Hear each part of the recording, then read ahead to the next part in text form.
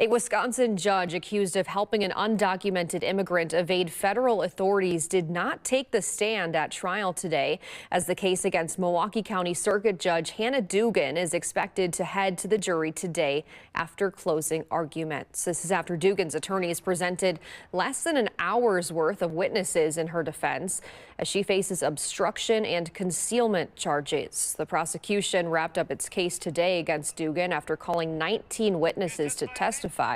The witnesses included her colleagues at the courthouse and the federal agents who were attempting to make an arrest of an undocumented citizen.